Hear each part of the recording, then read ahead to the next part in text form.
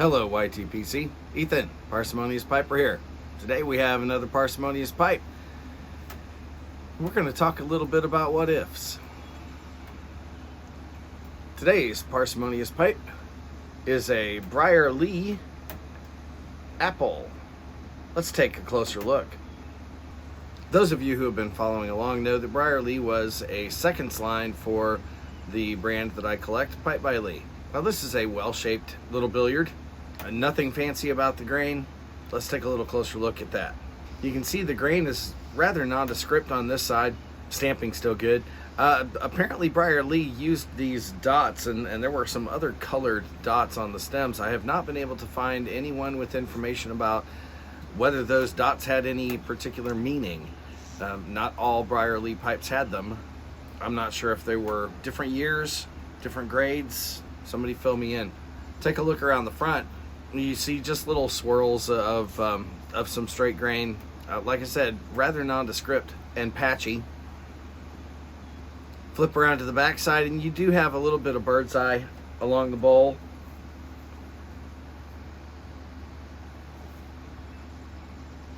And then look down the shank. You just see that, just trying to show you the grain on this pipe, there's nothing consistent about it. It's a good little smoker. Nothing fancy. Like I said, it's a seconds line. With this one, sometimes you can't always tell why a pipe is a second or went to the seconds line instead of the primary line. This one, yeah, the grain's just, it's all over the place. There's nothing consistent for them to show off. I can see why it's a second. However, smokes really well. And I got the thing for $14.90, tax and shipping included. Hard to beat a solid little briar for that kind of price.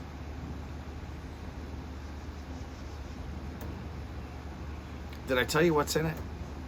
Last bowl of Red Stag.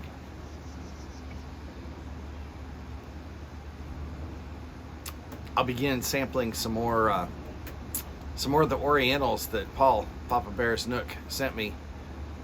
Next bowl. What ifs? Chad, Yardism, gave us a little prompt this week.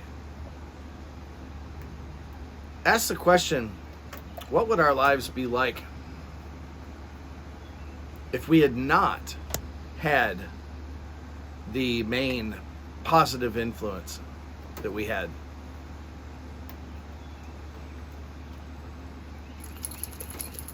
My immediate thought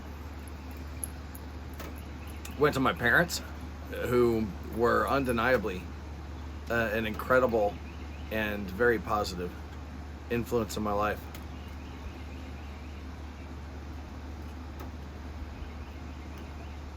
Brought me up in church, brought me up in a stable home, brought me up in a home that ate meals together.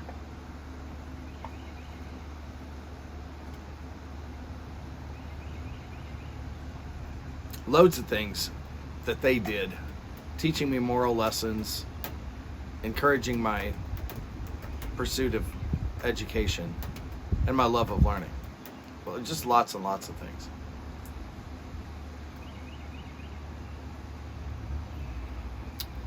But for the past 30 years, they have not been the primary positive influence in my life. For more than half my life, my wife has been the primary positive influence.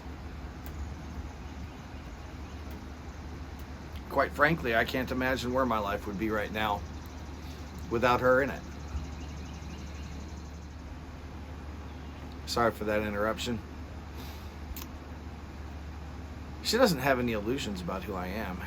She knows my faults, my flaws.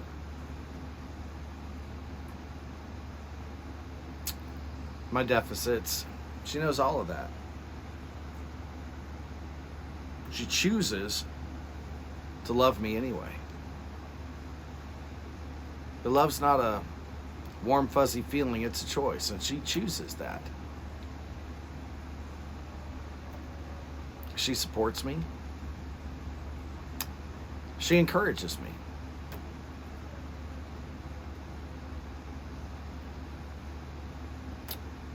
It's hard to really describe the value of a godly wife who really does come alongside. We say syrupy things like you fulfill me, or you're my better half. Well,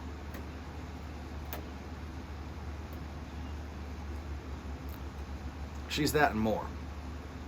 And I really can't, I have no idea what my life would be like without her in it. So, coming into Mother's Day, I suppose that's a little bit of an appropriate tribute. She's been a wonderful mother to both our kids.